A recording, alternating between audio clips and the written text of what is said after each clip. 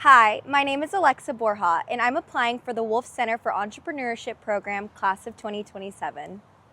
I grew up in Deer Park, Texas, and from the very beginning, I was a spunky child full of energy, curiosity, and ideas. That spark carried me into trying out for my high school dance team, where I learned teamwork and how to channel that energy into something bigger. At the same time, I was experimenting with content creation, and my first TikTok videos started out just as playful clips, but quickly I realized they turned into something that were more than just fun. They were my first real step towards sharing my creativity and building what would later become my personal brand.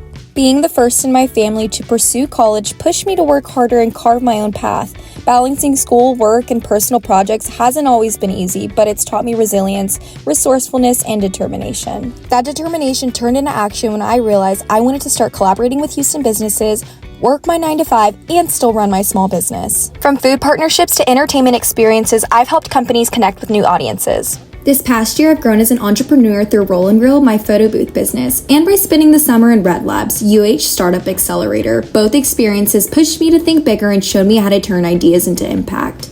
I also had the chance to collaborate with cosmetic brands, creating content that not only highlighted their products, but also connected authentically with my audience. Those partnerships taught me the business side of creativity, how to manage deliverables, communicate with brand teams, and build trust with an audience that values honesty. What started as simple content creation turned into an introduction to influencer marketing, showing me that collaboration could be mutually beneficial, helping brands grow while also opening new opportunities for me. It was the first time I actually saw creativity as more than self-expression, as a pathway into entrepreneurship. In addition to my entrepreneurial work, I'm also a communication science and disorders student, studying on the path to become a speech-language pathologist. For me, this field is more than communication. It's about helping people find their voice. And while sometimes life doesn't go as planned, that's just the reality of being an entrepreneur and student. And you just have to pick things up and keep moving forward.